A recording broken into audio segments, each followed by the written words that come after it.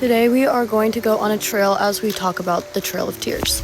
Every step on this trail is a reminder that history isn't just in the books, but it is also under our feet. Now I am walking in Devilston State Park, one of the most beautiful places in Arkansas. And while it is known for its hiking trails, caves, and scenic views, it also has a much older story carved into this landscape. Trail of Tears actually passed through this region of Arkansas, but for the Cherokee, this wasn't a weekend getaway, it was a forced march.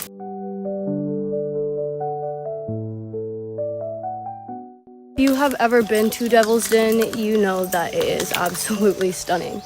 It's the kind of place that you come to clear your head.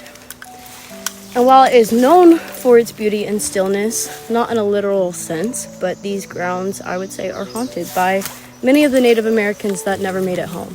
The land was actually part of a massive relocation that displaced tens and thousands of Native Americans in the 1830s. With that being said, thousands of them died along these trails. Established that Indian is actually not the correct term. It comes from Columbus thinking that he landed in India. He was lost. And a whole continent of people still make this mistake 500 plus years later.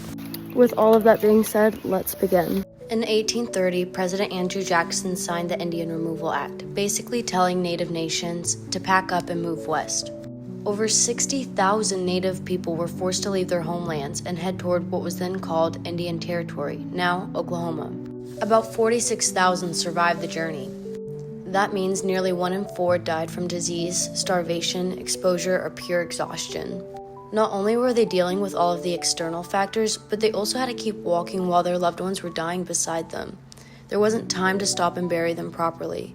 Their bodies were left behind, exposed to the elements, and those still alive, well, they were grieving while surviving. They weren't just battling externally, but also internally. Imagine them trying to explain to their children. How do you tell them we're not allowed to live on our land because we're not white, that our lives don't matter as much, that we're being pushed out just because of who we are? Well, truth be told, some children were lost, left behind, or died on the trail. Families were often split into different detachments and never reunited. This trail is part of what historians call the northern route to the Cherokee removal. That means that right here, in this exact area, thousands of Cherokee walked through these same woods, except they weren't sightseeing, they were surviving. Imagine trying to move an entire community of families, elders, children, over these rocky ridges and frozen streams. No GPS, no trail signs, just a brutal journey west. I got just a glimpse of what that might have felt like, and even that was too much. Last weekend I got lost with some friends here in Devil's Den. We hiked over 13 miles in the cold, pouring rain. The sun was setting, our phones were dying, we were running out of water, and yet everything was wet. My feet were fully submerged in water and mud, and I ended up tearing a tendon in my foot. And that was just one afternoon, for fun. But these people weren't sightseeing, they were surviving. The Cherokee walked for weeks in those same conditions, if not worse, sick, starving, and sometimes literally carrying the weight of their loved ones on their back. Many died along the way, and their journey ended somewhere on this trail. They say Devil's Den got its name because the terrain was so rough and wild even the devil wouldn't live here, and yet the US government forced an entire nation of people to walk through it. So why was this allowed to happen? It all came down to greed and racism. Jackson and white settlers wanted the native land for cotton farming. The South's economy was booming and they saw native territory as wasted potential. A lot of Americans still imagine native people in feathers and face paint, stuck in the past, but the truth is, the Cherokee had a written constitution. They published newspapers in Cherokee and English. They built schools, courthouses, and lived in log cabins, not teepees. Did you know that a Cherokee man named Sequoyah created a full written syllabary for the Cherokee language, one of the only examples in the world of a written language being invented by a single person? And you know what's interesting? Many Europeans in America still couldn't read at that point. Native people weren't uncivilized, they just had a different way of living, and they were punished for it anyways. But that didn't matter. Jackson pushed the idea that Native people couldn't fit in, that they had to be moved for their own good. He called it humane. He said it was inevitable. But what happened? It was anything but humane. Before people were even on the trail, they were rounded up like criminals and forced into holding camps, also called immigration depots. These were overcrowded, unsanitary, and dehumanizing. Some people died before they even left their home states. Others were held for weeks or months, sleeping on the ground with barely any food or medical care. And let's be clear, the Trail of Tears wasn't just a sad moment in history. It was a state-sanctioned displacement rooted in racism and greed.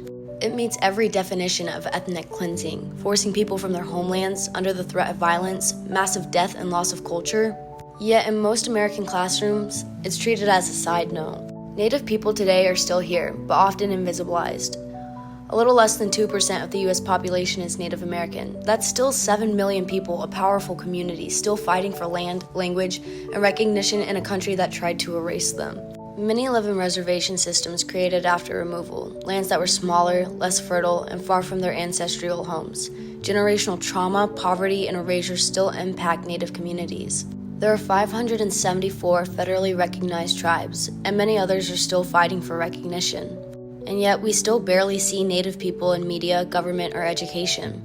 Devil's Den and the surrounding Ozarks made up part of the northern route, so this trail I'm walking, it's more than nature. It's a memory, it's pain, and it's survival. We call it the Trail of Tears, but the Cherokee call it Nuna Dul Tusuni, the trail where they cried, and they remember even if we don't. Why aren't there monuments? No loud signs, just trees, rocks, and wind? Because people don't like to remember what they're responsible for if it's bad. Trail of Tears wasn't officially recognized as a National Historic Trail until 1987, over 150 years later. Even today, the Indian Removal Act was never repealed. It just stopped being used. That law still technically exists on paper. Removal simply fell out of use when the US had taken all the land that they wanted.